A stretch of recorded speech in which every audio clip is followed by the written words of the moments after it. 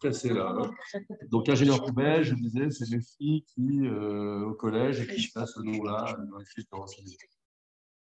Et donc, est-ce que vous connaissez Jean-Yann, célèbre humoriste, un peu grincheux, mais c'est. Oui.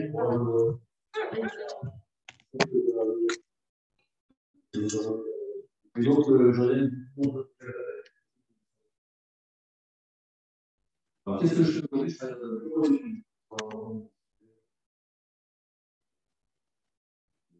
le conseil et l'ingénierie. Et en fait,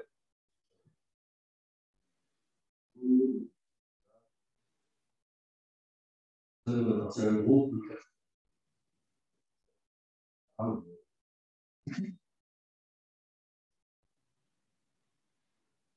Donc, introduction sur les déchets. Les déchets,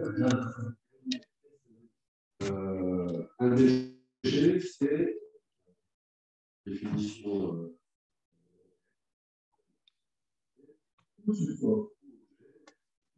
généralement.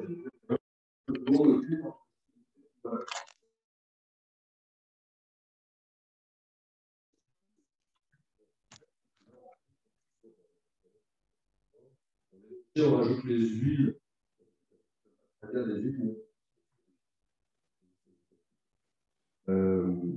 L'attention de l'obligation de se défaire, ça va être protégé. Et encore un produit, je vais avoir quelque chose.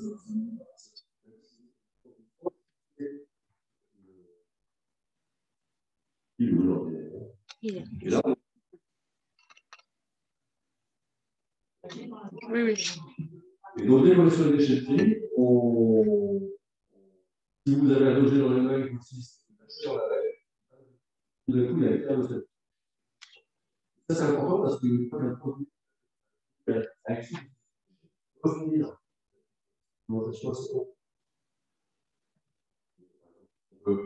Si vous avez des pièces sur bricolage et que vous n'avez pas réparé votre. Et dans la veille,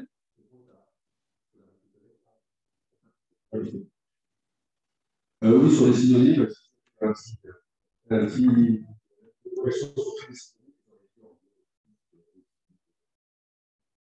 Commun tout ça.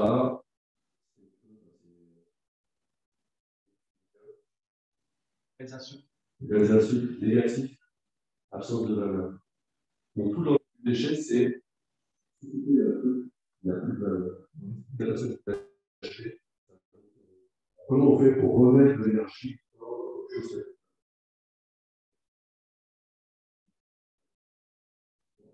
De l'argent. Un peu l'histoire. Dans l'histoire, ça ne pas un objet c'est un peu d'archéologie dans la jeunesse, il y a déjà tout le temps historique.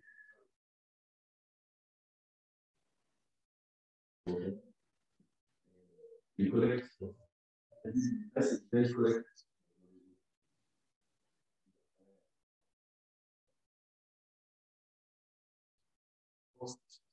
Puis, Joseph Nouvel est arrivé, donc, ça suffit. Problème. Un bac pour les papiers. Un bac pour les déchets.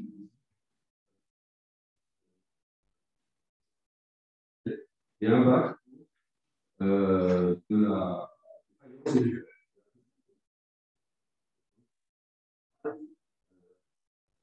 manufacturée. Donc ça, c'est la grande histoire. Sauf qu'à l'époque, il n'y avait pas les gilets jaunes, mais quand même, ils sont conscients champignons. Donc, les poubelles, on va pas. Des célèbres, cette fois, ils sont agacés, mais personne n'a appliqué ça. Et ça, c'est la grande histoire. Mais la grande histoire, c'est qu'il est très avant de des émeutes avec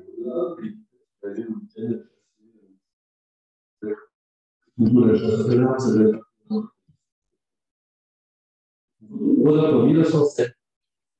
Les photos de 1900, on est déjà avec des machines. J'ai déjà arrivé à Paris en 1900. Et 'Insta. Aujourd'hui, on est au. Oui. Ça veut quelque chose. Non. Pour s'occuper des déchets dans un premier temps, c'est plus facile.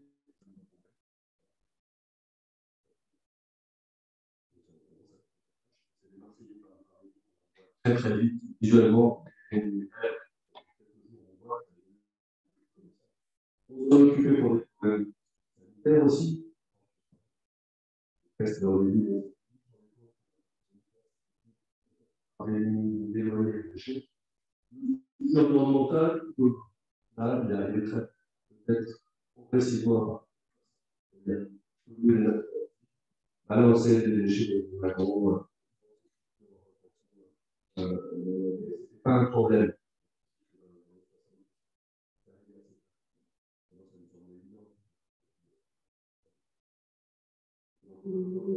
Là, c'est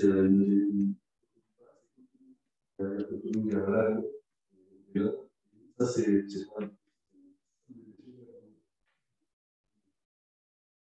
donc, on s'en occupe un peu tardivement maintenant. Quelques chiffres, on va laisser la parole. Alors là, c'est les chiffres des quantités annuelles de déchets qu'on a fait par an.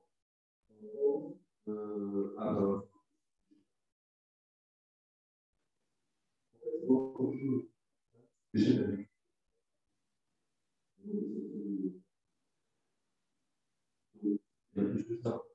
Ah oui, mais les déchets de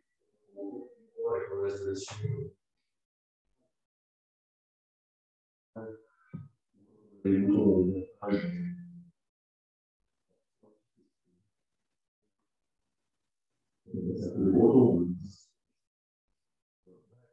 les chiffres de l'année de 2016, j'ai que les chiffres de 2016 parce que c'est un rapport, mais en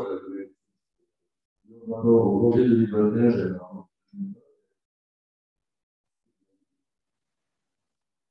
on s'occupe des déchets de construction.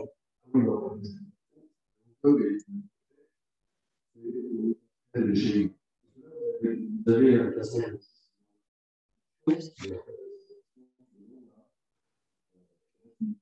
Essentiellement les déchets.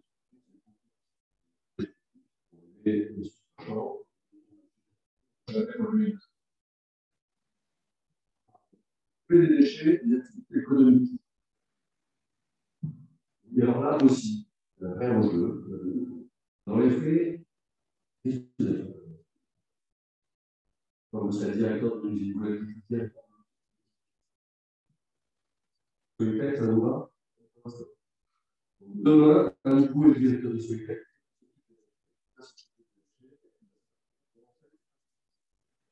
J'ai des produits. Gérer ces produits-là, assez facilement, c'est pas. Et un sujet assez difficile. On arrive sur les ordres ménagères, les déchets de nettoyage, là on est sur les déchets. Vos déchets. C'est très mélangé. Là, on met beaucoup d'énergie.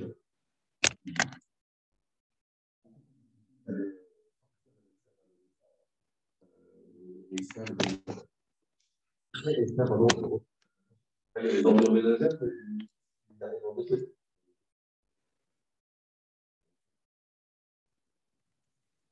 ça vous donne un peu l'idée des grands enjeux. Et en fait, on fait beaucoup. Il y a un enjeu.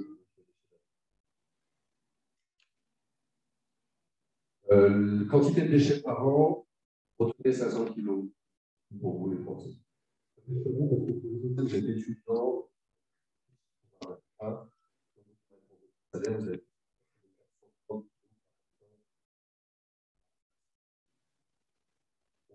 Dans une moyenne européenne. Déchets. Pendant pas mal d'années, c'est le PCI, PIB qui disait que plus on avait à ça c'est. On va avoir une vraie décorrélation finalement de. Comme on dit qu'il y a une corrélation entre.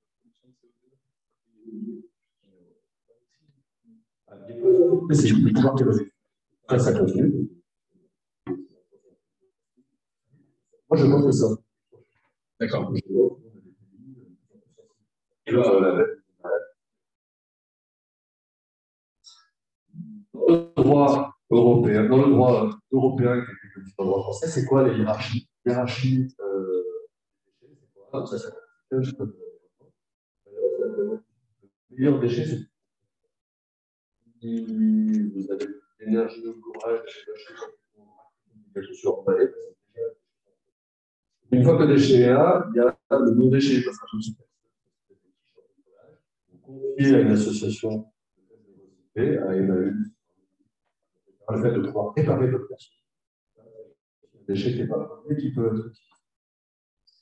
Une fois qu'on est dans le déchet, il y a un c'est d'abord priorité.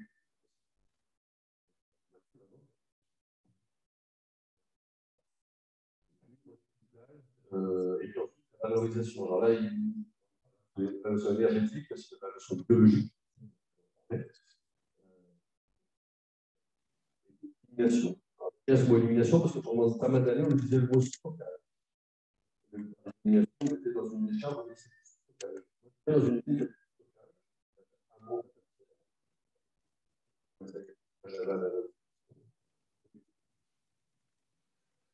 Et voilà, dans une décharge, c'est pas de dire. Aujourd'hui, une décharge, c'est pas une pièce comme si on allait les récupérer. On essayait, mettre dans un trou de génération future, c'est des trucs. Quelques courbes, il nous reste 2 slides. Ça donne une indication, peu importe l'évolution, mais ça donne une indication dans les ordures ménagères. Je suis bien au niveau des ordures ménagères. Il y a une part qui c'est des ordures spéciales, là on est sur la collecte. Une part, c'est la collecte séparée. Le Grenoble, c'est la toilette. Quelle couleur? Le bleu, là, Grenoble, le bac est juste. Oui, vert. On pense les jaunes, elles ont. Puis ici, on a les ordures ménagères et puis les déchets. Les déchets, pas du tout anecdotique, hein, le flux qui transite en déchets, c'est pas du tout un sujet. 45. La collecte sélective de déchets. Dernier slide sur ce qu'on fait des déchets. La courbe du haut, c'est.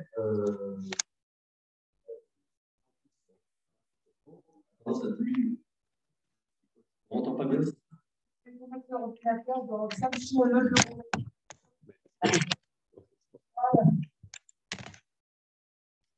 va mieux comme ça. Je recommence à zéro? Non, il faudrait juste changer les slides. Ah, mais voilà. De toute façon, c'est le dernier. Donc, l'enfouissement qui a eu tendance à décroître, il y a eu des mécanismes. Pour faire changer le monde, ce qui se passe, c'est soit une grande prise de conscience, on peut toujours rêver, soit c'est l'argent.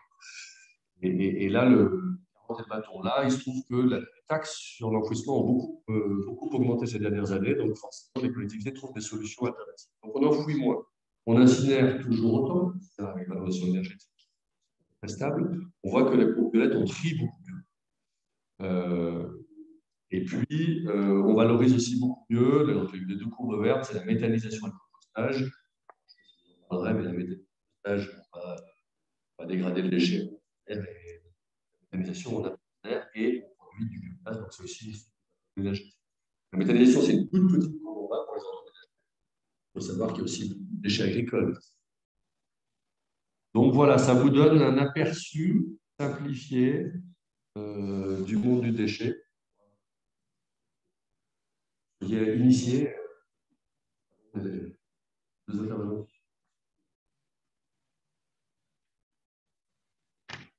Merci Luc. Du coup, maintenant, je vais laisser la parole à Lilian qui va vous présenter, qui va vous parler de son expérience. Bonjour à tous, merci pour cette présentation qui va finalement ouais, là, ce sera là.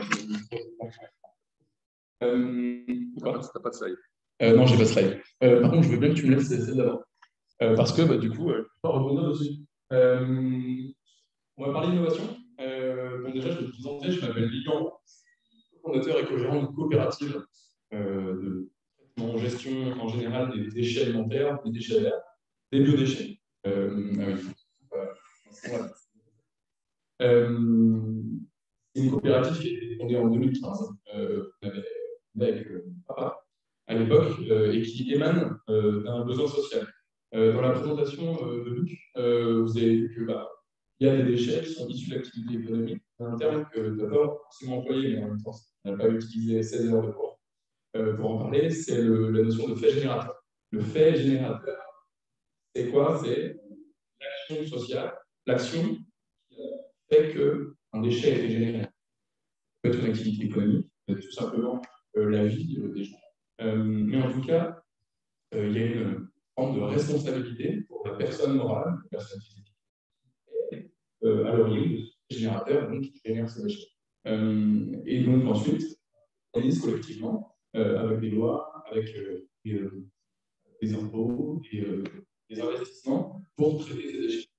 Vous voyez sur ces cours-là, c'est intéressant parce que c'est la façon dont on a traité ces déchets et l'innovation va nous servir à les différentes innovations qui ont été mises en œuvre dans ce secteur économique de la gestion des déchets. Et c'est ces innovations qui permettent de faire évoluer une innovation très simple, c'est le fait d'inventer des organisations de tri, de mieux trier, et donc séparer mieux les matières, et donc de pouvoir les valoriser avec meilleure application. Donc là, on a la courbe on a réussi à s'organiser collectivement pour mieux trier, j'imagine. Bon, là, c'est des déchets qui sont triés, on n'a pas même comment été valorisés, j'imagine. Mais il y a tout un tas d'innovations, les plus prosaïques, plus hautement technologiques, qui concourent à ce mouvement général. Une des premières qui a été mise en œuvre, c'est une innovation sociale, dont tu as parlé, qui est la mise en œuvre de différentes poubelles pour séparer les flux à la source. Une innovation qui vient d'une idée d'ingénierie sociale. Il y a d'autres idées qui sont beaucoup technologiques, et d'ailleurs, je pense que tu parleras après, qui sont celles du triptyque des plastiques, par exemple, ou voilà, qu'on trouve dans des centres de tri. Donc en fait, il y a différents types d'innovation. Quand vous pensez l'innovation, il ne faut pas penser forcément à. Il y a juste des idées d'organisation sociale qui peuvent être mises en œuvre, elles aussi, qui changent les procédés et qui ont des vrais résultats sur les problèmes sociaux. Maintenant, je vais peut-être parler de comment nous, on a construit chez nous notre proposition d'innovation. Donc, la coopérative a été créée à la base en 2008 dans un lycée agricole, dans un lieu d'enseignement professionnel. Donc, directement, je dirais directement en lien avec les besoins de personnes morales qui sont à l'origine des générateurs de pollution de déchets. Là, en l'occurrence, c'est des déchets verts. Il y a une loi qui a, en 2007 qui a empêché les personnes de faire quelque chose dont traditionnellement on pourrait éliminer des déchets, peut-être les brûler chez soi. Cette loi-là a empêché tous les professionnels et les particuliers, progressivement, de faire ça. Donc, on a dû trouver une organisation sociale pour traiter ces. Or, on se met en œuvre.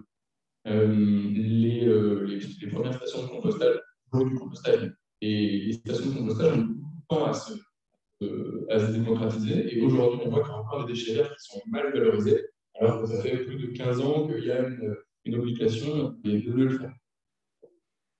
Nous, on s'est dit, en fait, en tant qu'agricole, en tant que formation professionnelle, on doit diffuser cette bonne pratique. Donc, on doit former dès le départ les futurs professionnels. Prendre à bras le corps la question de cette gestion des déchets et même valorisation de ces déchets-là. Parce que quand on est une entreprise, on s'inscrit dans une chaîne de valeur. De faire un choix sur où se situe dans une chaîne de valeur quand on est une entreprise. C'est faire le choix de qu'est-ce qu'on va lesquels nous-mêmes et sur lesquels on va capter de la valeur ajoutée.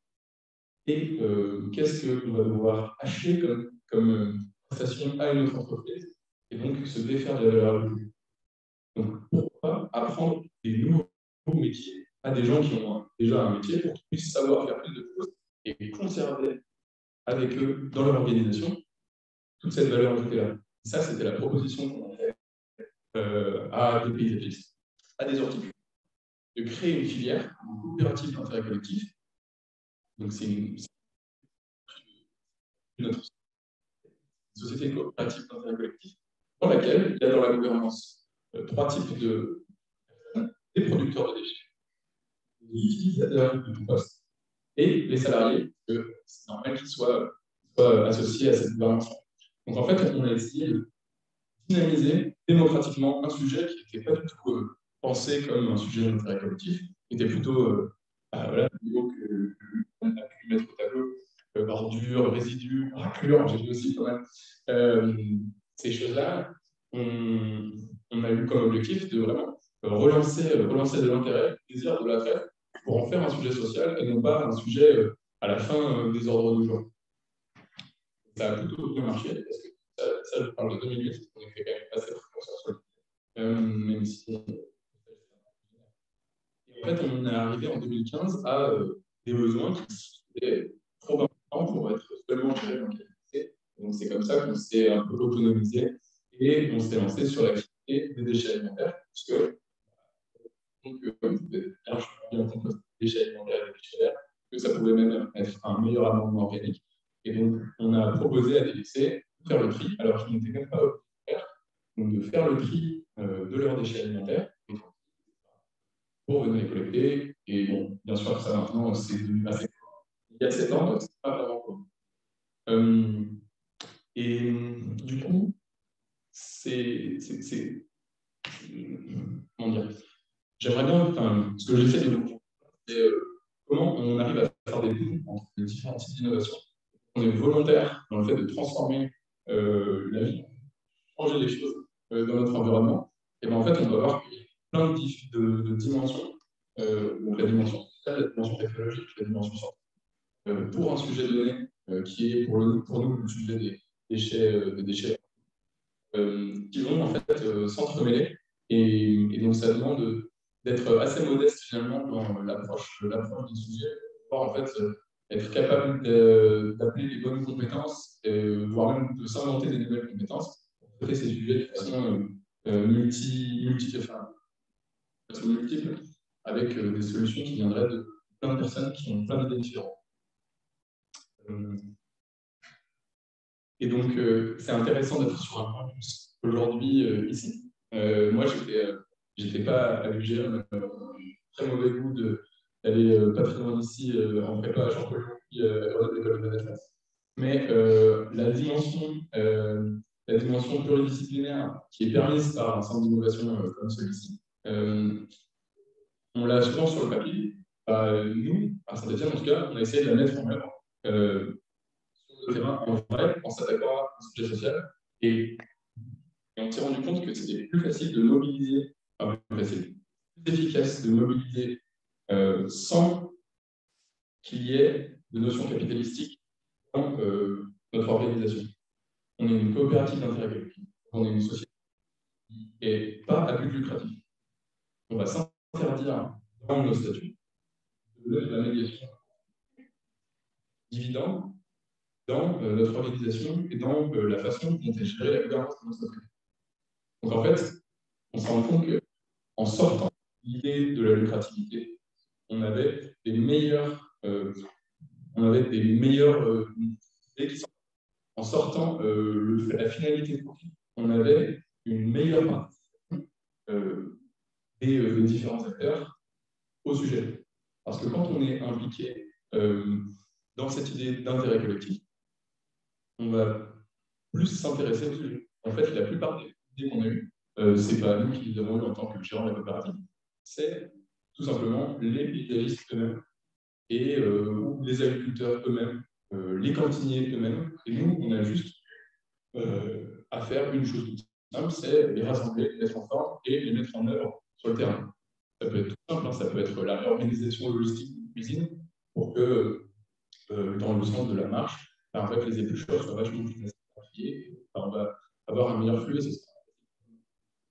Mais là encore, c'est une innovation du rapport entre la personne, l'entité qui donne un service, fournit un service, et l'entité qui en est le bénéficiaire.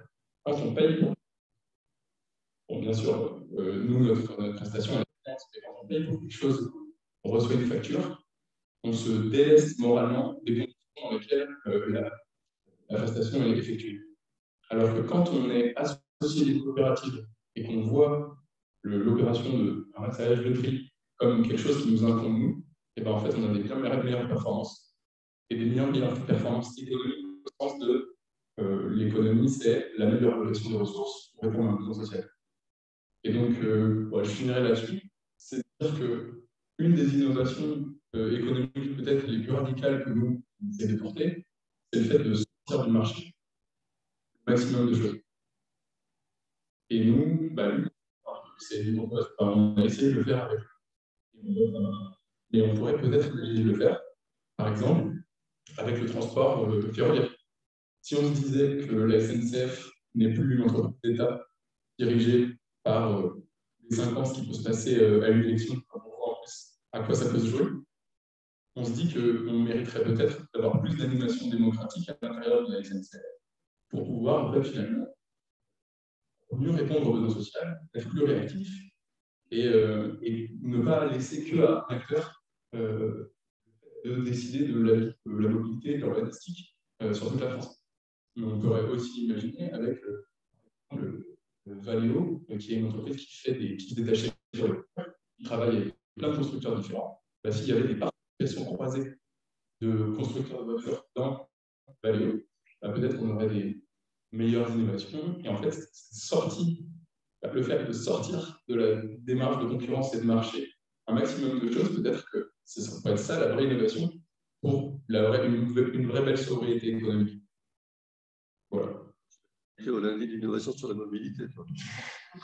J'ai bossé à SNCF pour la petite histoire. L'idée de la coopérative, je me suis vraiment engagé dans ce type de la coopérative parce que j'ai fait au marketing de la SNCF, peut-être qu'il y a quelque chose qui s'appelle TGV Max. En gros, c'était mon équipe qui l'a fait et en fait, on n'était pas du tout soutenus. Enfin, c'est très difficile de pousser de nouvelles idées comme ça, c'est un peu révolutionnaire. Et on a dû passer par directement direction générale avec pour pouvoir proposer ce truc qui maintenant est un produit d'intérêt collectif reconnu et qui permet de. Vous voyez là, on a des cours de comment sont traités les déchets, donc on va avoir les mêmes cours sur comment sont opérées les mobilités des personnes. Et ben on va avoir la voiture comme ça, et on est comme ça. Donc on peut faire des analogies quand on voit de façon très transverse l'innovation, on peut faire des analogies entre ces éléments-là qui répondent à ces besoins sociaux-là et en fait penser des nouvelles solutions. Et moi, en tout cas, ma conclusion, c'est qu'on pense mieux à plusieurs. Bon, il y a toujours besoin d'initiatives personnelles, mais que le meilleur vecteur d'innovation, c'est le fait de répondre à un besoin ensemble. Et pas le fait de vouloir capter la valeur ajoutée là où elle est, parce qu'il y a tout. Et que c'est comme ça qu'on fabrique des fortunes, en passant le cachet ailleurs et en les cachant.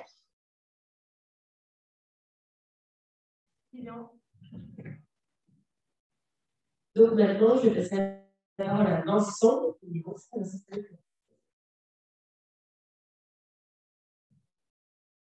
Bonjour à toutes et à tous.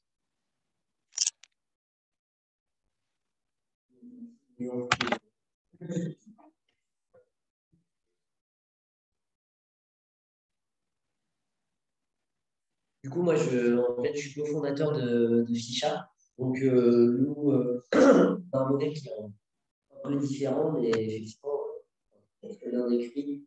Le marché du déchet est un marché qui laisse la porte aussi ouverte à d'autres modèles d'organisation. Et c'est vrai que c'est un sujet qui est assez intéressant. Moi, je vais plus l'aborder du côté, si on caricature, vraiment, si j'aime pas ce terme, mais j'aime pas ce que ça représente, du côté de la Startup Nation, et tout simplement pour vous expliquer que nous, on est plus sur l'innovation technologique à proprement parler. Donc voilà, c'était aussi un peu l'idée d'avoir des profils différents qui peuvent amener des visions, entre guillemets, même si je pense que dans les valeurs, on rejoint l'entrepreneuriat. Je vais plus faire ça sous le spectre du retour d'expérience de l'action entrepreneuriale. D'abord, peut-être en commençant par une question, est-ce qu'il y en a certaines qui sont déjà qui ont déjà créé leur entreprise, ça intéresserait de. Ça a marché tout à l'heure, votre ordinateur. Je vais le mettre dessus et on passe là. Mettez-le sur ça.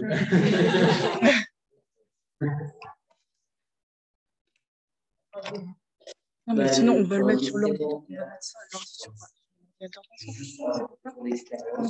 Envoyez-lui à passer. Parler de comment on a construit CGD Max, moi je le vois comme de l'entrepreneuriat. À l'intérieur de notre entreprise, on va faire un nouveau truc parce qu'on a envie de faire l'entrepreneuriat. Et c'est pas forcément. Est-ce que c'est possible de parler au micro pour que les gens qui sont en Zoom puissent vous entendre? Merci. Le terme d'entrepreneuriat au fait de créer une entité juridique pour fabriquer cette création d'objets. On va voir aussi. Si on ne doit pas au sens large, on va s'interdire nous-mêmes d'apporter des choses qu'on sait faire dans des organisations dans lesquelles on est. Et si on avait pensé comme ça, vraiment.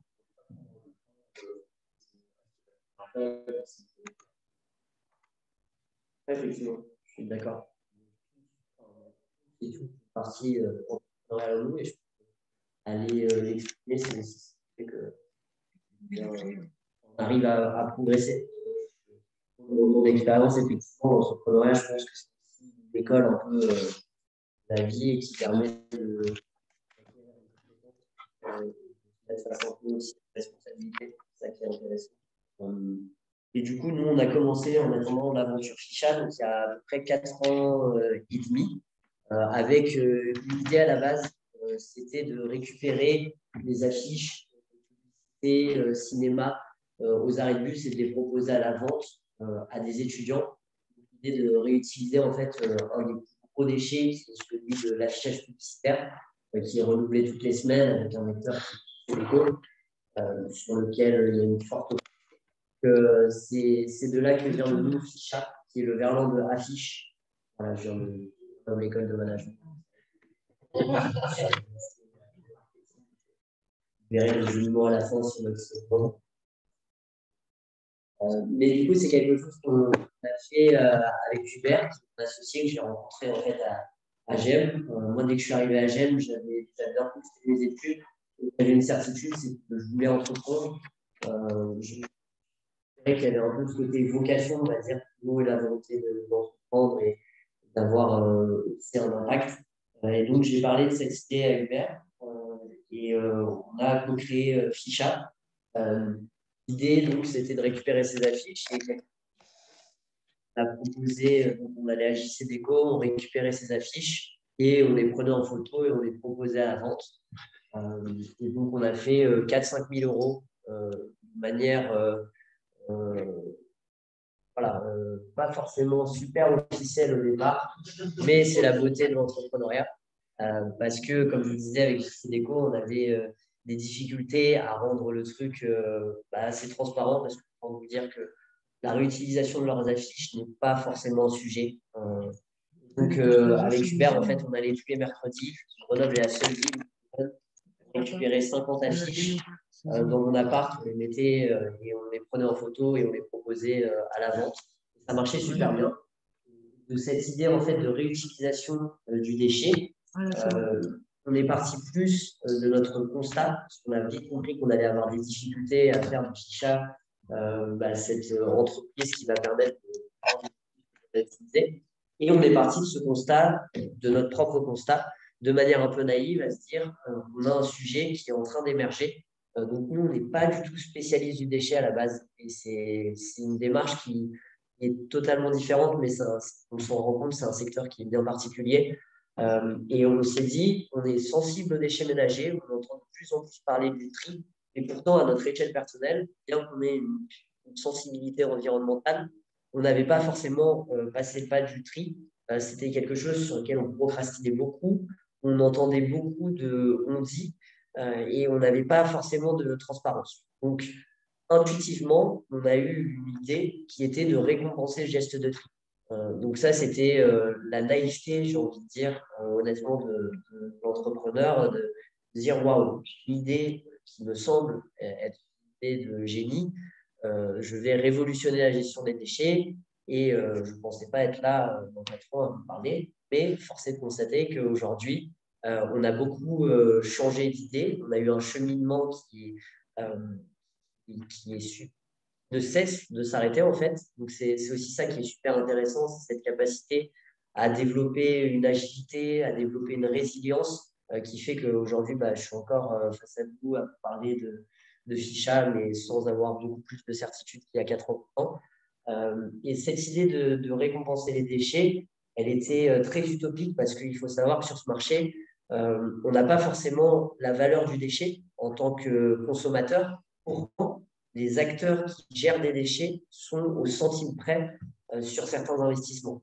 Et donc ça, sur l'innovation, ça va beaucoup jouer. Il faut savoir que tous les jours, il y a des projets qui meurent parce que justement, je pense qu'il y a une vraie utopie, entre guillemets, qui est d'un point de vue économique très loin d'être réaliste. C'est-à-dire que nous, on a levé la volonté de récompenser le tri en se disant que ça allait changer les choses. Et certes, ça les change, mais pas assez pour avoir, par exemple, un retour sur investissement et derrière permettre à des acteurs, donc type des Veolia, des Suez ou même des collectivités territoriales, d'avoir un impact qui justifie d'un investissement comme celui-ci. En fait, j'ai beaucoup parlé, j'ai carrément oublié. Et du coup, voilà, on avait un double objectif qui était celui avant, donc d'améliorer la qualité et quantité du prix et de changer les comportements. Et cette partie changement des comportements, elle est super complexe.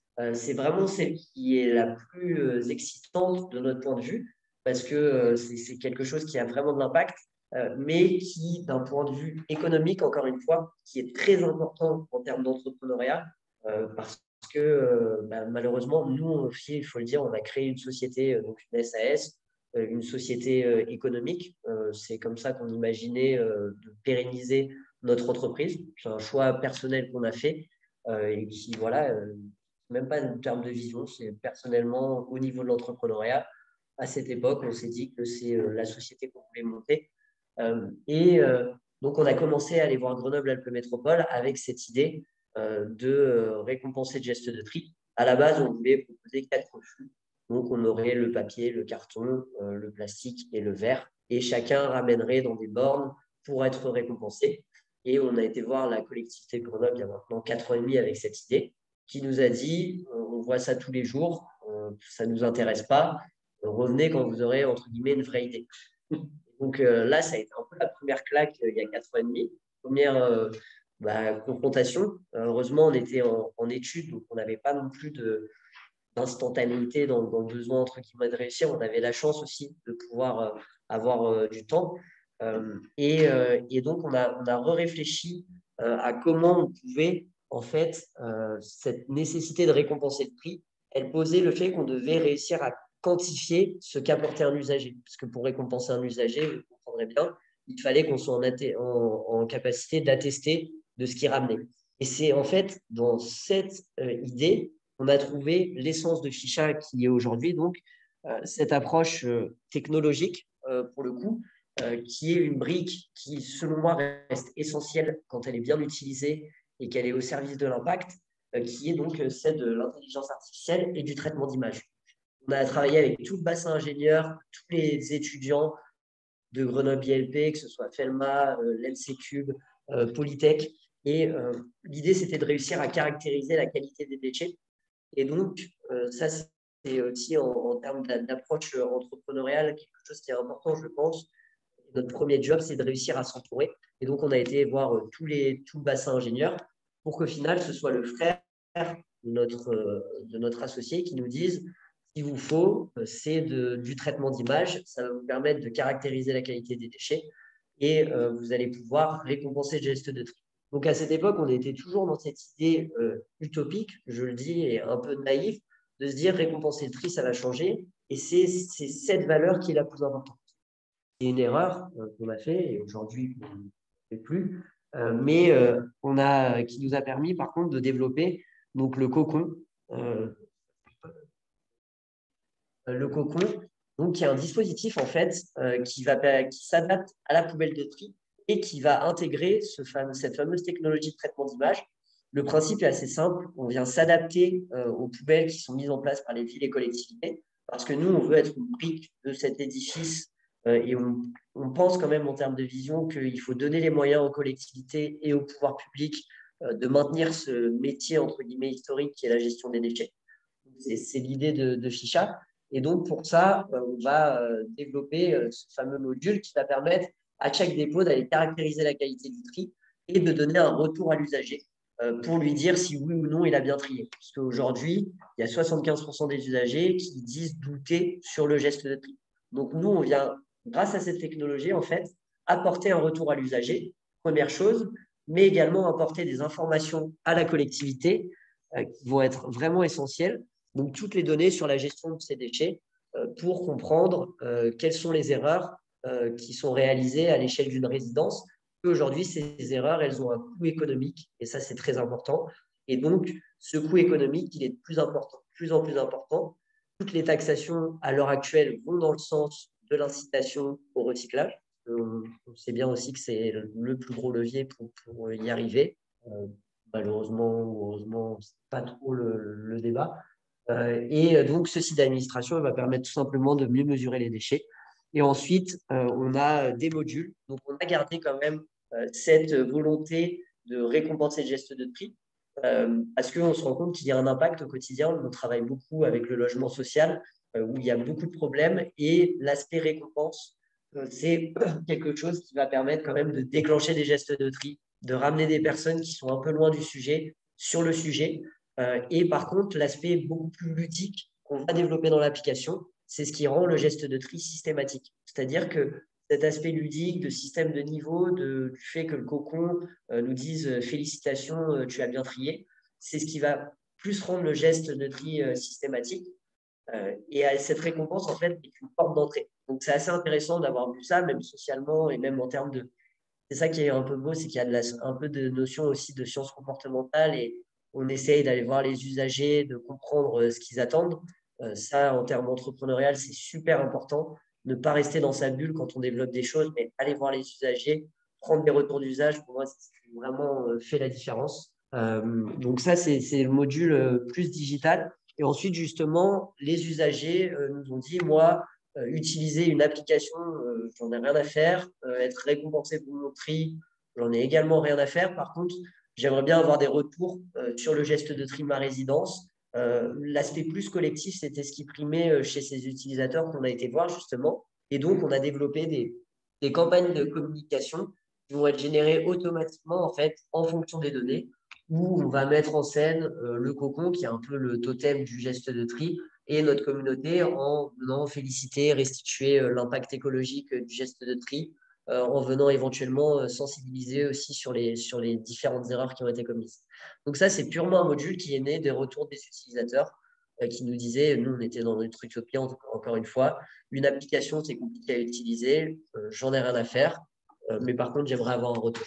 Et aujourd'hui, donc, c'est un module qu'on met sur le marché et qui plaît, voire plus que l'application. Donc, ces retours usagers, je pense que c'est vraiment quelque chose qui est très essentiel. Très rapidement, on a des super résultats sur l'amélioration. 80%, je ne sais pas pourquoi, mais c'est plus 90%. Vraiment, on permet d'avoir un impact qui est encore à peine justifiable en termes de retour sur investissement. Donc, on travaille là-dessus parce qu'encore une fois, si on veut pérenniser cette solution, il faut qu'il y ait un retour sur investissement. C'est quelque chose qui est très important et qui permet aussi de sortir un peu de cette utopie et de développer un certain pragmatisme qui est, je pense, dans l'entrepreneuriat aussi important de rester connecté à la réalité économique des choses parce que des fois, on peut développer des choses dans notre coin en se disant que ça va fonctionner et puis avoir travaillé pendant 1 ou 2 ans dans son coin et arriver sur la réalité du marché, en fait, on a perdu 1 ou 2 ans. Et nous, c'est quelque chose qu'on a fait au début de manière, encore une fois, naïve, parce qu'on était primo-entrepreneur. On a été apépitosé et c'est grâce à des acteurs comme ça aussi. On a la chance à Grenoble d'avoir plein d'accompagnements. Donc, franchement, par exemple, Pépitosé, je sais pas, mais je te conseille vraiment d'aller. Bah voilà, excellent. Excellent. Bah, du coup, voilà, c'était aussi cette idée de dire il faut être dans la réalité. Et du coup, cette réalité, elle nous a amené au deuxième cas d'usage. Donc, où là, on s'est dit, OK, c'est cette technologie qui est notre valeur ajoutée, qui va nous permettre de créer de la valeur sur le marché des déchets et nous-mêmes de faire une entreprise qui a de la valeur. Et donc, ce traitement d'image, en fait, on vient l'apporter dans des camions de collecte aussi. Donc, à la levée de la poubelle, on va caractériser la qualité des déchets. L'objectif, ça va être de fournir aux collectivités et aux opérateurs de déchets des informations sur la qualité du tri de leur territoire. Et donc, ça, c'est vraiment le deuxième projet qu'on développe en partenariat avec l'INRIA, qui est un laboratoire de recherche sur Grenoble, toujours dans cette idée de s'entourer des acteurs d'excellence et de se connecter au tissu local, qui est très riche sur Grenoble et notamment sur l'aspect technologique.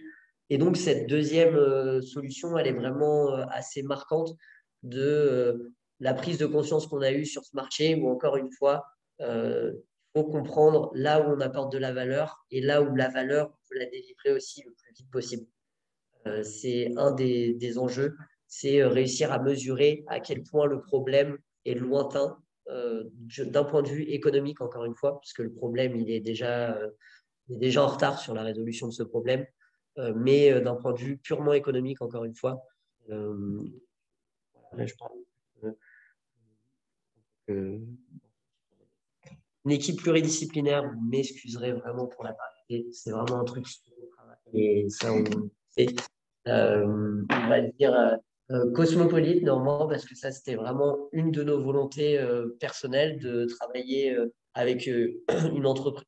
Donc on a notamment 4 nationalités dans l'entreprise et en tant qu'entrepreneur c'était vraiment une des valeurs qu'on voulait développer.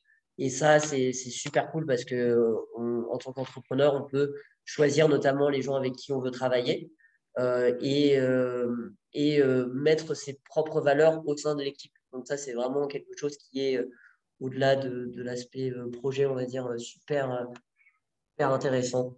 Donc voilà, c'est une équipe qui a mis du temps à grossir. En fait, on a rencontré Raj, on avait fait une grande fiche de poste. Et puis après, on s'est retrouvé au mariage de Raj en Inde.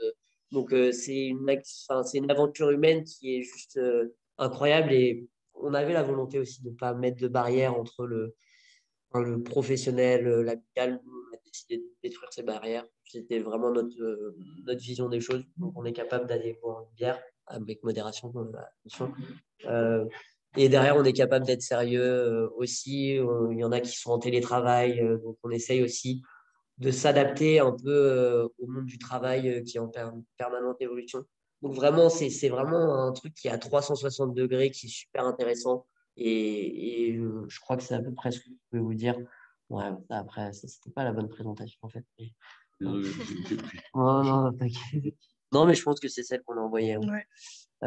Donc voilà, bah, si jamais vous voulez qu'on se parle d'un point de vue entrepreneuriat ou contact ou autre, n'hésitez pas. Et là, c'est le moment tant attendu où on dit que donc avec Ficha, c'est le fichu.